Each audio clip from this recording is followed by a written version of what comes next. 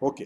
Ladies and gentlemen, my dear faculties, and all the invited research person dignitaries on the dais, on the that is e-platform dais. So we welcome you all for the International Faculty Development Program Day 3, conducted by Dr. D.Y. Patil Institute of Management Entrepreneur Development and Nagaramanati Mandal Arts Commerce Science College, Narayangam, Pune. We are highly indebted the today's guest, Dr. Vijesh Jain, the ex-dean, and sir is really a versatile person. So, friends, yes, I'm introducing the today's guest, Dr. Vijesh Jain, the professor of international business and dean of MDP and president of Institute Innovation Council MHHR. Sir, basic qualification is B from BITS Pilani and Master in International Business from Institute of Foreign Trade, New Delhi. Sir also completed PhD from University of Mysore. Yes, sir is a certified global business professional by NS Byte USA. Sir is also done so many certified courses on entrepreneurship. Yes, Professor Vijesh Jain having more than 3 decades of experience in the field of teaching and experience, teaching and industry. So, sir had taken lot of international assignment and he has involved in guiding so many live projects and for so many companies like JK Papers, Syscon Corporation, Maruti Suzuki, FCI and others. And at present, uh, sir is heading the placement cell and yes, sir is a keen researcher and to his credit, he has produced several books, both paper mode and online mode. Yes, I welcome you, sir, Thank to the you. today's International Faculty Development Program as a chief guest, as a resource persons, and hope the participant will get all the valuable insight from your session. Now, I request you, sir, with e-clapping, I request you to proceed the section and I am giving to mic to Dr. Vijay Jain, sir. Thank you, sir. Thank you, Dr. Ray. Uh, you have become a good friend of mine in last few weeks. We have been talking to each other and discussing so many things. So really, I see a great friend in you. And first of all, I want to congratulate your institute and yourself and your team for conducting such a good work for the faculty development. You are doing an international faculty development program, and you are already completed your 3 days very successfully. So I should congratulate you for that. So it is my privilege here that on the fourth day or third day, I have not checked whether it is third day or the fourth day, you have given me this opportunity to interact with the faculty members who are participating in this international faculty development program. I'm for some reason I'm very much excited to interact with my lovely audience here, which eventually when I will discuss, it will be more clear to all the faculty members, especially because the topic today is is related to the art of online teaching. Now, we never talked of this topic before this pandemic. Normally, we were not discussing. It was just a coincidence that I had been working on this area, online teaching, for almost more than 2 years now. And it so happened that COVID, which is a very major tragedy all over the world, it's COVID-19, this pandemic I have never seen of my age, people of my age. I'm 57 years old. I've never even heard of such kind of thing that anybody might have faced. So not to talk of the young faculty members, obviously they have not seen this kind of things, this kind of lockdown and being quarantined at home. So since the topic today is online teaching and the art of teaching, I I'm excited to first share with you some of my recent experiences, which are very much related to the this particular topic. It is very very important that I should share with you my experiences. So, having worked for industry and in academics for so many years, I'm in academics for almost like last 15 years, and I had been very successful in my academics, research, PhD, completion of my PhD, and writing research papers, books, and many things. I never had any difficulty. I never had any difficulty with doing jobs also. So please excuse me when I'm talking this because it is related to the topic. That's why I'm discussing these things. It so happened that last week, for the first time, because of this COVID-19 pandemic and the economic impact on my college, the last college that is, I had to, I lost my job as a professor. It happened first time in last 15 years. It never happened with me. So it is very unprecedented. I am not alone. There are so many people in India, not only in education line but in many other businesses sectors, that they are losing jobs. Some people are even dying, as you know. People are getting infected with the virus and people are dying. So losing a job is a very simple thing. It's not a very big thing. But why I wanted to relate this thing right now, is that when this happened, it was not a shock to me because it is happening to so many people. And it was only my love to the art of online teaching which helped me take this shock. This is what I wanted to share with you. Because of my love with online teaching, I created something which probably it is first time in the world. I think so. I think so. I'm not claiming it, but probably it is the first time that I have created a virtual campus of an international B school just 4 or 5 days back, with the help of a number of top quality professors from top universities in the world, with whom I was in discussion for almost 2 months, and we had been discussing the advantages of online teaching, what is the art of online teaching, why online teaching is important, what are the advantages of online teaching, what are the disadvantages of online teaching. So we had been doing so many brainstorming sessions for last 2 months. I came across the top professors from Germany, from Ireland, Dublin, from Australia, and I was so lucky that these people, because of lockdown, they had time to discuss on these issues. I was almost having 1 to 1.5 hour daily discussion with these professors, and things were emerging. And it is because of my love to the online teaching only that I could create this international B school, which we all named as eBizee Institute of International Business and Entrepreneurship. And my co-founder, and I'm the Indian co-founder of the organization. And we are having a team of top quality professors from all over the world who have committed to my project, this project, which is a international B school, which is virtual in nature. And why I wanted to take up this particular point with you is to explain to you that what is the importance of the art of teaching online, and why it is advantageous, what are the disadvantages. So these things I will try to cover in my talk today. So with this background, I will explain to you that what I learned in last 2 years and what I learned in my discussions with different professors in last 2 months on this particular topic. So friends, let me first start with the technicalities of the topic. Now, the technical part of the topic is that, and before that, I would like to tell you that what are the advantages and disadvantages of the online teaching, which is very important because technical part I will be able to explain only when you understand what are the advantages and disadvantages of online teaching. So, which is very important part to start with.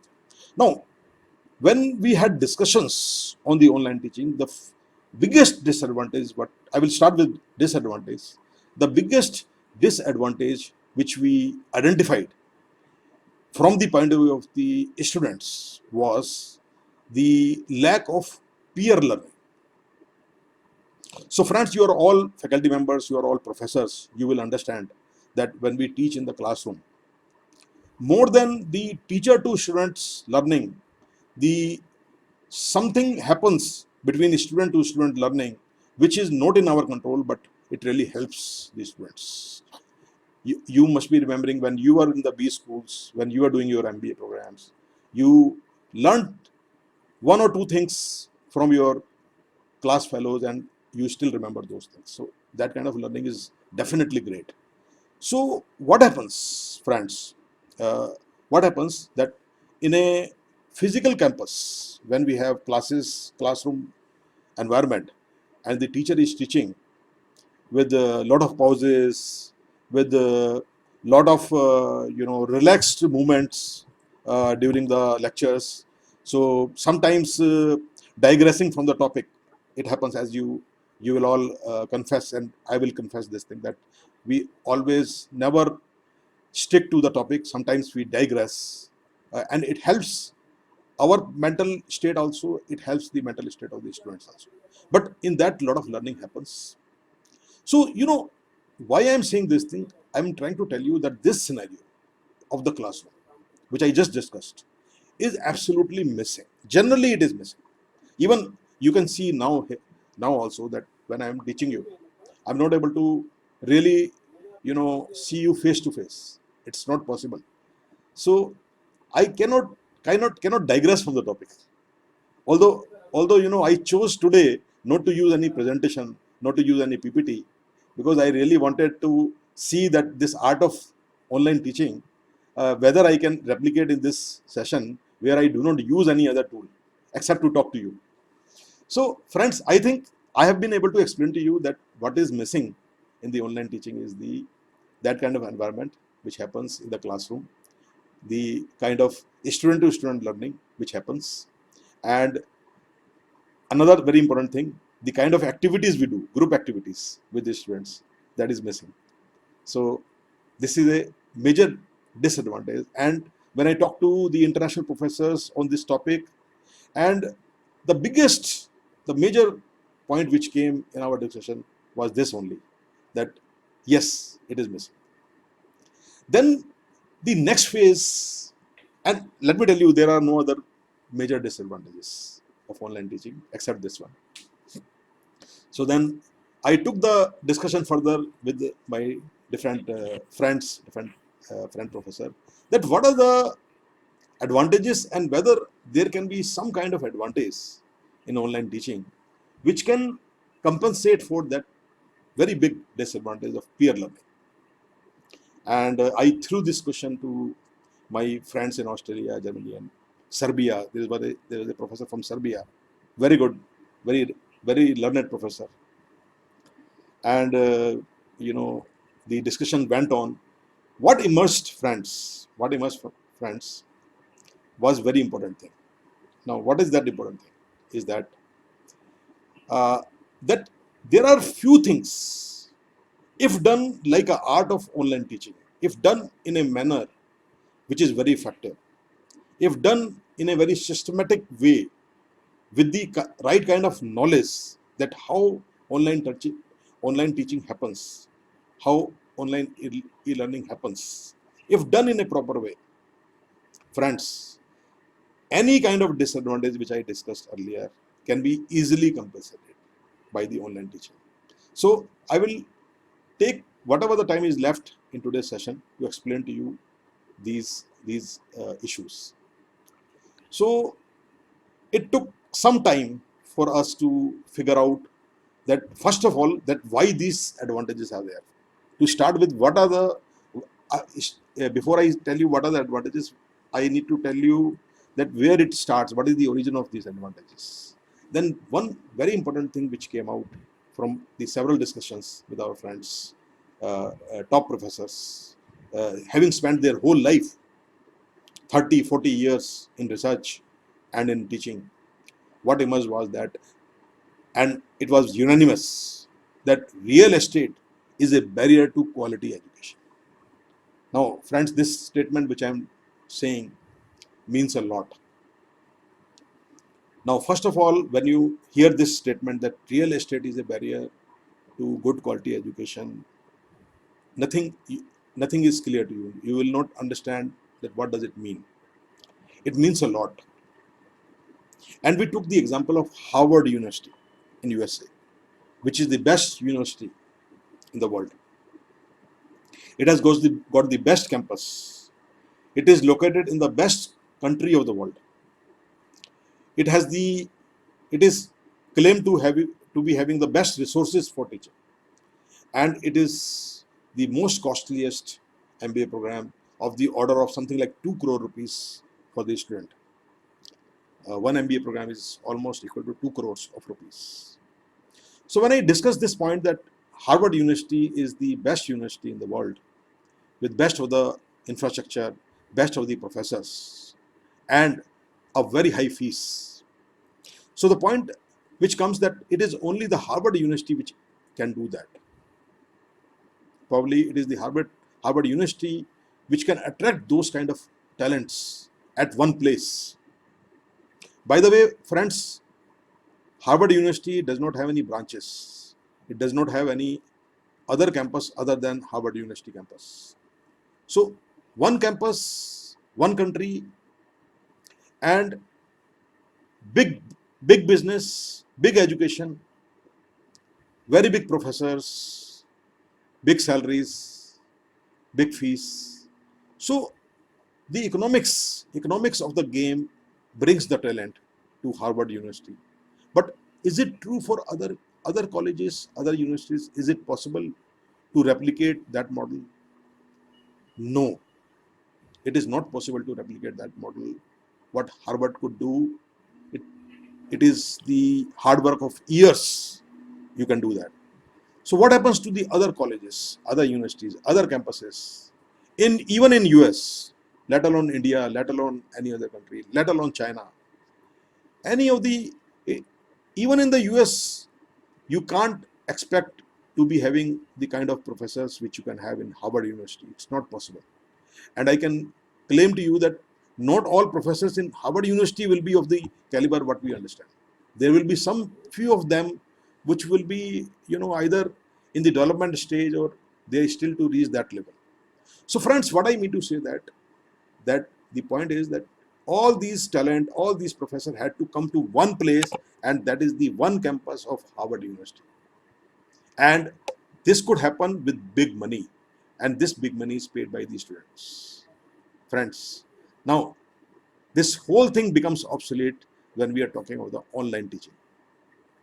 When you are having a virtual campus, online campus, you don't have to bring the talent with by luring them with big fat salaries. It's not required. So you understand, this point came in our discussion that the it is very obvious that the real estate becomes the barrier. It means if the student expect real estate to be a factor in a good career, the future career, which is going to spend maybe 1 or 2 years in that campus and leave that campus. So if it really matters, for which he is ready to spend 2 crore rupees. So what it means is that it can only happen with 2 crore. It cannot happen with 10 lakh rupees. It cannot happen with 15 lakh rupees. It cannot happen with even 20, 25 lakhs. It cannot even happen with 45 lakh rupees, which even ISB Hyderabad charges. So friends, what I mean to say that this big money game becomes obsolete when we talk of the online learning if the focus is on quality education, if the focus is forging the right alliances with the right professors from around the world, bringing on the online platform, if the idea is to serve the underserved youth of the youth, which our students are in India, China, and many African countries who cannot afford the kind of money which Harvard charges. If the idea is to give the good quality education, if the focus is on art of online teaching, if you understand the concept, if you know what is online teaching, if you know the process, if you know the sequence, if you know how to develop courses online, if you know what should be the sequencing of the videos, the contents, the resources, and how is it going to be implemented. If you do the right research, it becomes a really an art form. The online teaching becomes an art form. And friends, let me tell you, I've tested this, experimented this by joining some online courses myself and to see what they are doing, how they are doing, are they really interesting. And I can tell you one thing, I can share with you that there were times when I joined these courses, online courses, and when I started my lesson, for 3 hours I did not like to come out of the lesson. I spent continuous 3 hours to listen to the videos and the case studies and the examples. So, friends, what I want to tell you that it can only be the art of online teaching which can keep the attention of the students for 3 hours. So, of course, I am not the student; I am the teacher. So, probably you will say that what I'm saying is a biased view. But, friends, let me tell you that if a teacher can, you know it better than me. If a teacher can stay in a lecture for 3 hours, an anxious student who really want to make a career will definitely be able to enjoy this 3 hour session if done correctly. So I did my research. I tried to find out that what are the secrets of a good online teaching, how it has to be done, what are the ingredients of making it interesting, and what is the dynamics of online teaching, and is it really different from the classroom teaching. And I found that yes, it is very much different from the classroom teaching. It is a totally different game. You have to learn this game, and I will, whatever the time is left, I will try to explain to you these now. This technical part which I researched and learned is just to tell you that what are the things which I learned, what are the things which I learned which makes the online teaching an art form. Okay, so we have almost like 20-25 minutes. So I will take up this technical part with you. Now I will start with, first of all, if you really want to make very good courses online, I will first start with the technical part of videography and audio and the lighting. You can see right now there is you can see some lighting I've done. And this lighting, you can see here, there is no shadow on my face. You can see my face from the left and the right and the front. So because I have done something on this, so I have done some kind of research. Although right now what I'm showing you is not the correct lighting. There is still some error in this lighting, but for all practical purposes, this is a good lighting. Now this is where it starts. Very, very important. The lighting when you do this video, it is very, very important. Now, although it's just a technical part, the second very, very most important part is the audio. Very, very important part. So I really don't know on this platform what quality of audio you are getting from my side. I have done some tricks here, and I have several tricks of creating good quality audios. One of the trick I'm using right now, which you will not be able to see, uh, that you can see that there is a fan which is there, which is must be making some sound. Still, you can't really get disturbed with that fan because I've done some tricks on the audio, and I'm very sure, although I cannot ask you, there's no way to check from you. You must have found that my audio is reasonably good, despite of the fact that there is a fan going on at the top. So what it means is that if you do this technical learning from different sources, you try to learn that what is the importance of lighting, how it is to be done, what is the importance of video quality.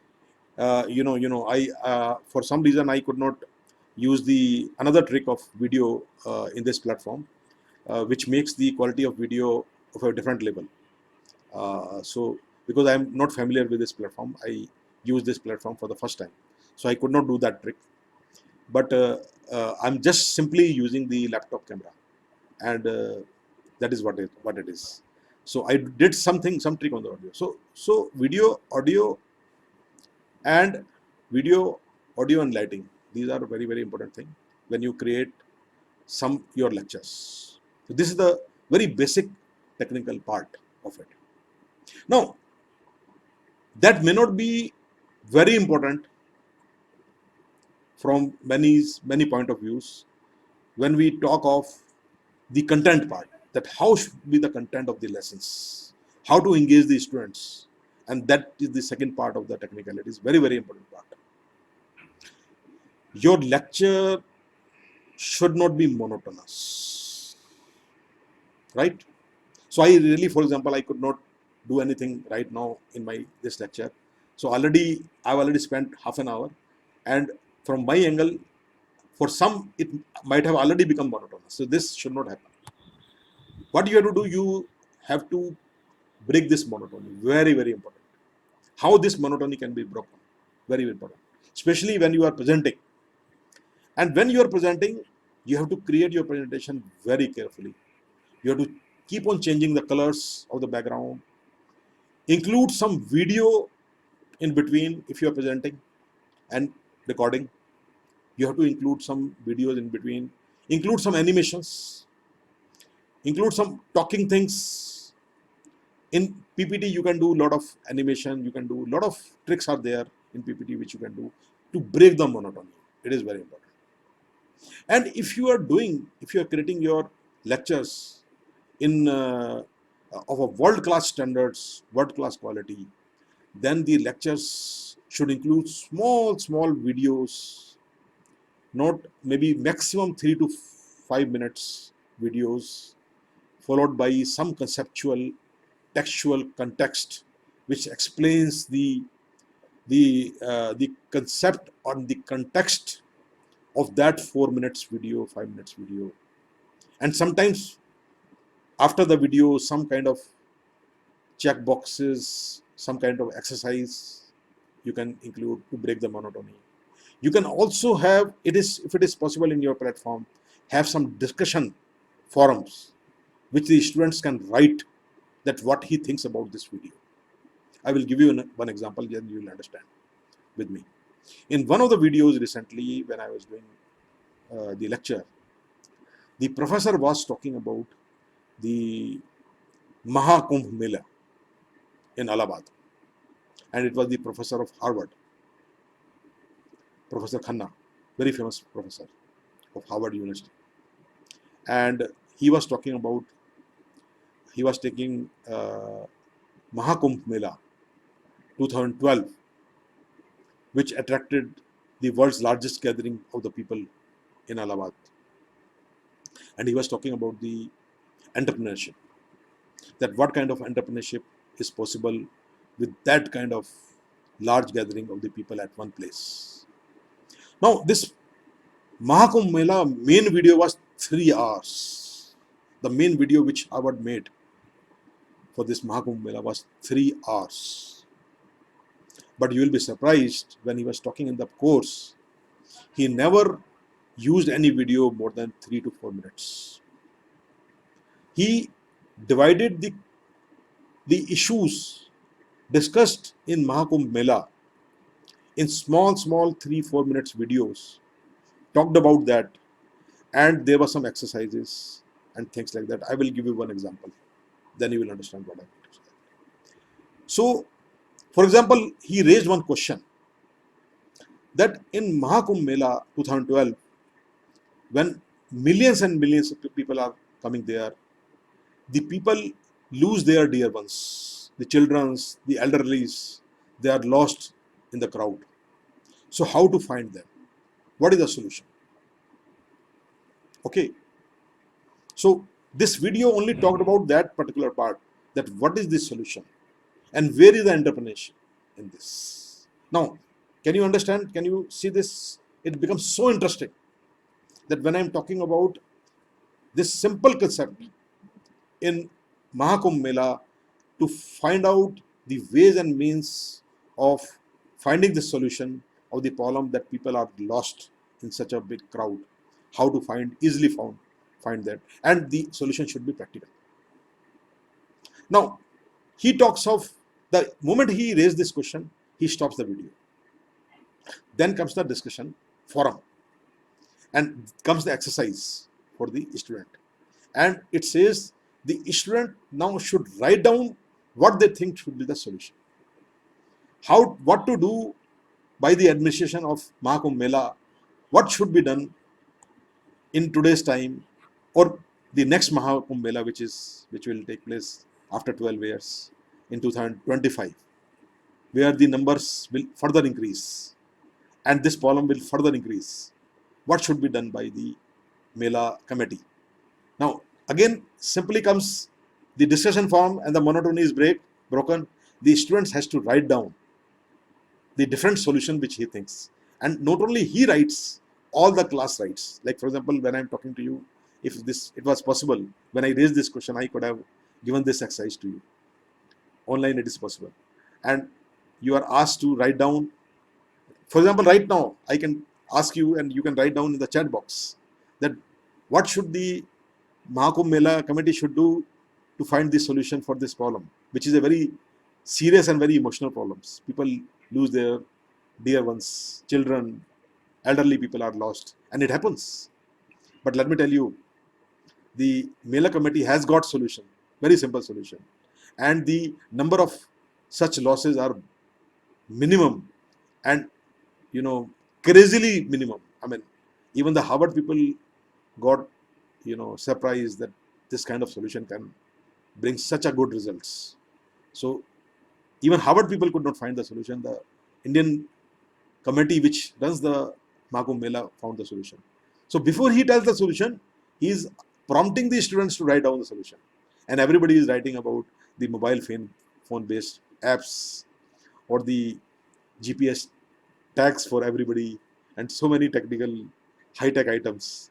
And the simple solution which the Mela committee has found is to use two very big yellow balloons, just two balloons, helium-filled balloons, in that, say, 5 to 6 square kilometer of the space on the bank of Ganges. There are two balloons are there, and they are flying in the sky, very high, and everybody can see those balloons.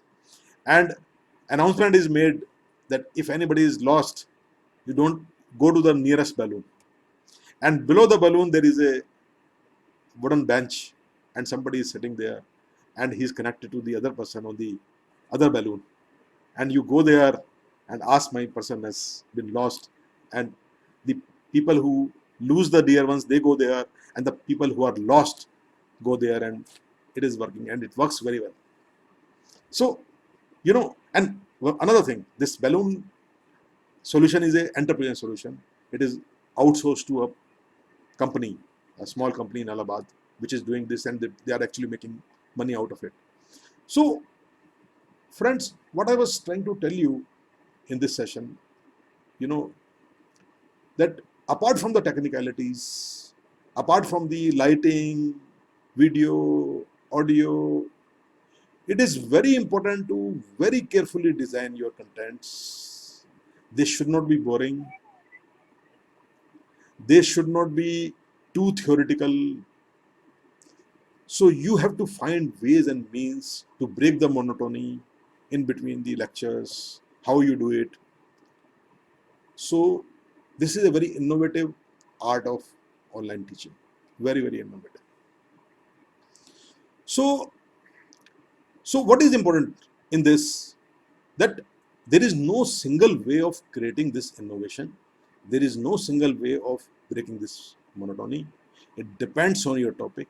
It depends on your subject. Who is your audience? Are they looking for only theoretical things? Are they looking to understand the concepts? So you have to work in an ecosystem, and you have to create this very effective online lecture in such a way that it becomes a hit. Very important, very important. And it becomes such a hit that if you record this lecture, there is no need to give any live lecture. simply use this recorded lecture in your next lecture and it is okay. And if you do it properly online, there is no need of live sessions also. And that's another very important part, which brings down the cost. When I started this session, I told you about the costs angle of international quality education. Now, when you have this live session, it is costly. It is very much as costly as any classroom lectures. But if you mix this live lectures with recorded lecture and make it a new methodology, anywhere, anytime methodology, and a mix of say 30/70 or 20/80 live plus recorded lectures, then you bring down the cost. And this cost is passed on to the student. So the Harvard University of the new age, virtual university, need not charge 2 crore rupees from the student. There is no need. They can do it with 4-5 lakh rupees or even less, with the same quality of education or maybe even better quality of the education. So friends, we are very lucky. You are very lucky. I must congratulate you, all the teaching fraternity, that COVID-19 has, which is a very sad event which has happened, but it has given an insight into the online teaching in such a way that in the new normal, in the new world, you will see a different type of education.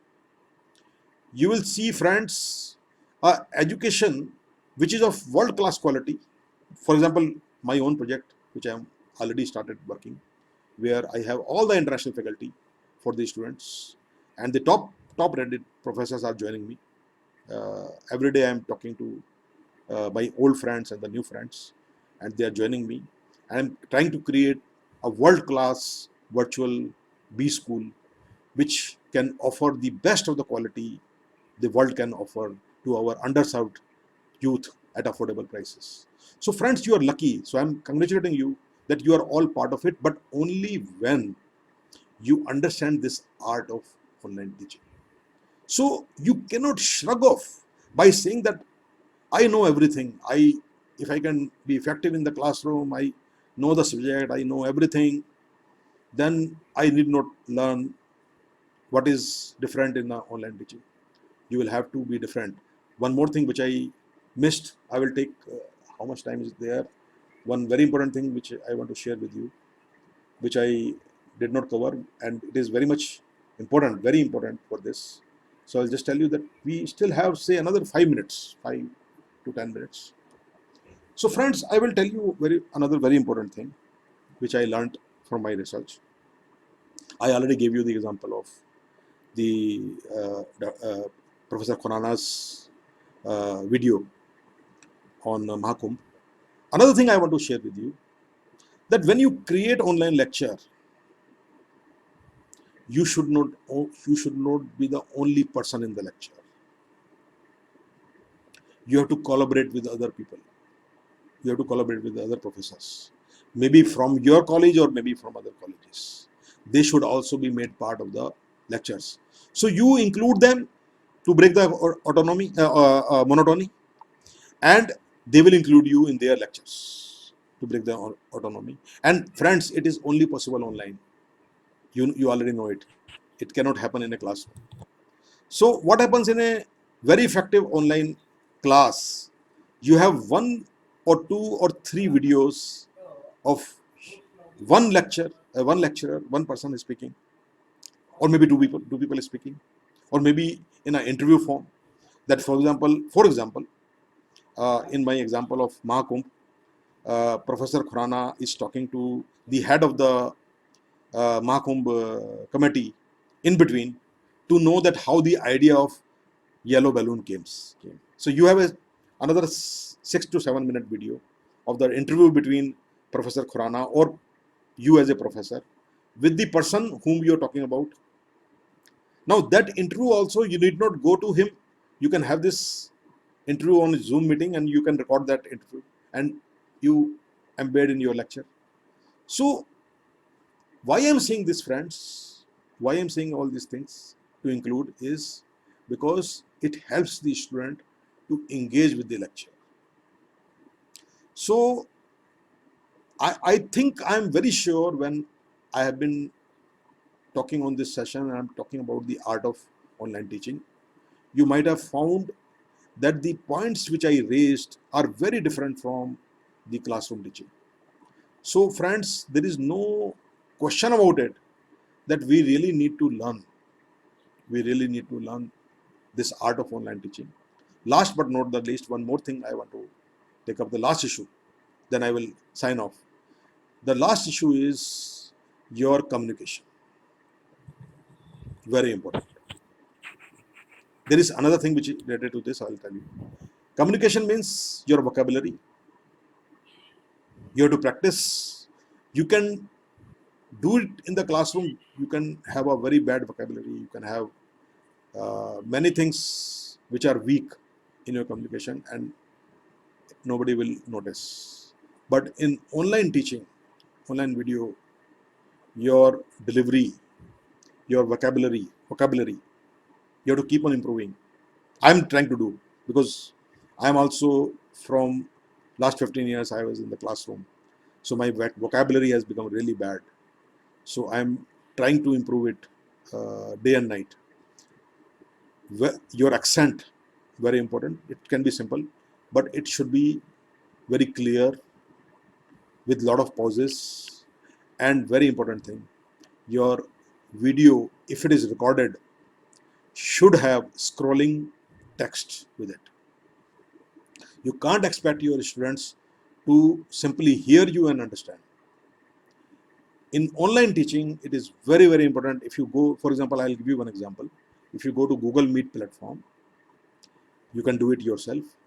You join a meeting, and there is an option there at the bottom of the Google Meet where you can uh, turn on the captions option. And friends, when you turn on the caption option, it automatically creates the text of what you are speaking. Now, this is also a test of you. Whether you are getting the accurate captions, it means your speaking abilities are very good. If the errors are minimum. If the errors are very high, it means there is some problem with your online speaking abilities, which requires improvement.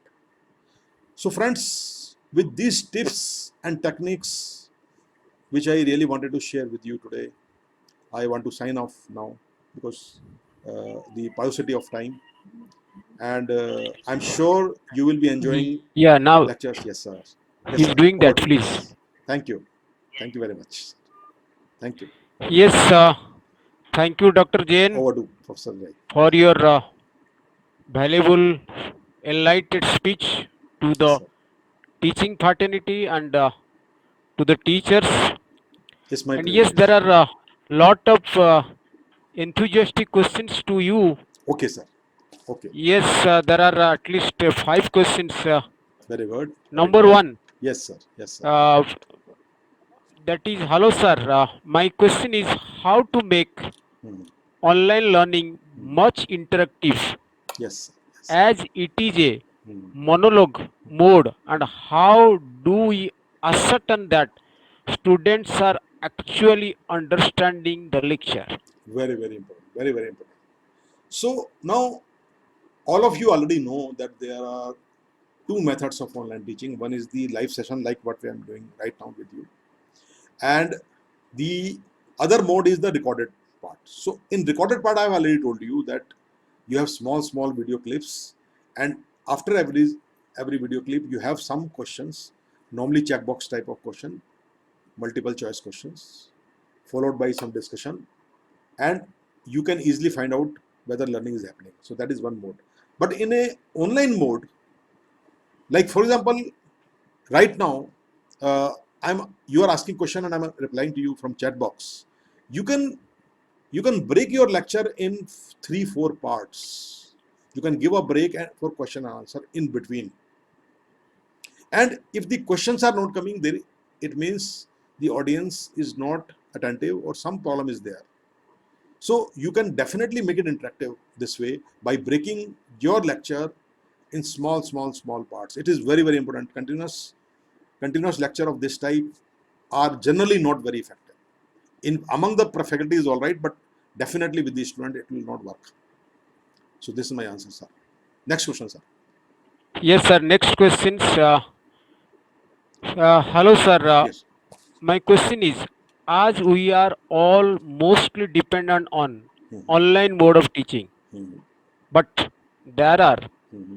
some news about data misuse, Mhm. data misuse or Yes, yes, accounts hacks through yes, some video apps. yes, yes. How do we avoid that?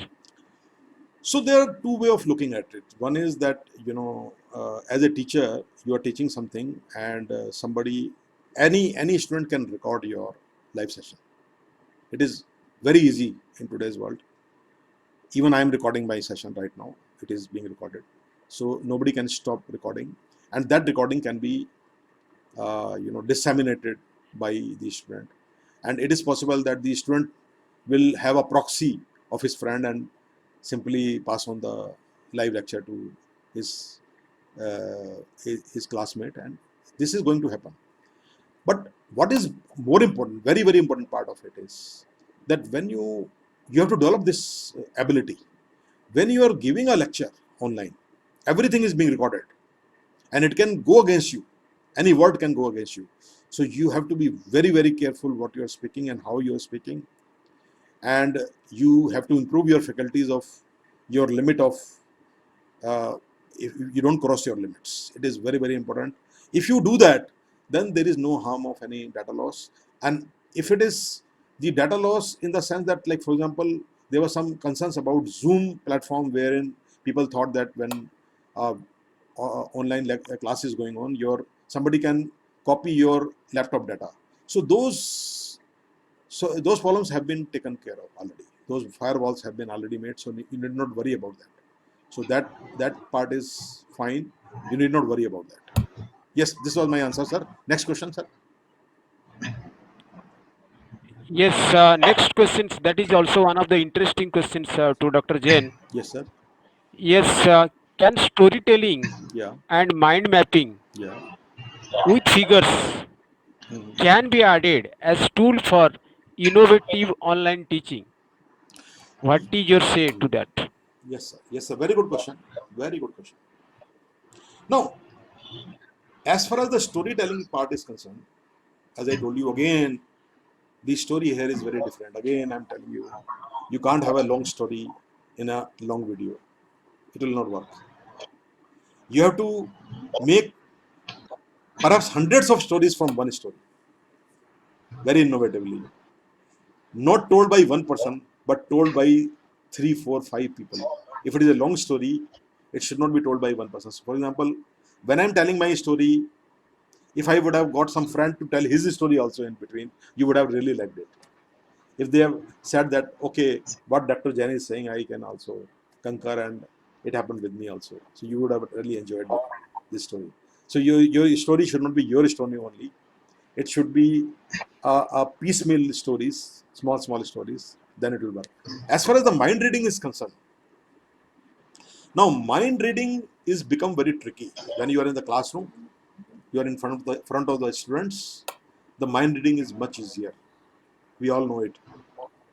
We know our audience in the classroom. It is very easy to read their minds, what they are thinking, what they are doing. That is not, friends, now possible on online. But with experience, when you give online lectures, live lectures, recorded lectures, you will understand the minds of the audience. And because of this mind reading only, I'm giving you these tips, friends. You have to understand this, but it takes time. You will have to learn it. It will take time. It is not so easy like it is in the classroom. So you have to read the mind of the audience, and then you have to design how you are talking, what you are talking, how you are talking your story, all those things. So this was my answer to this question. Can I have the next question, if it is there? Yes, that is all about the concluding questions for you. Right, sir. And thank you, Dr. Jain, for My giving your valuable time. Yes, sir. My And privilege. yes, through your speech, the all our participants, especially the faculties, Yes, sir. they are truly enlightened. They have got all the valuable insights. Thank you, sir. And also, we are looking forward your future participation in such type of program. Sure,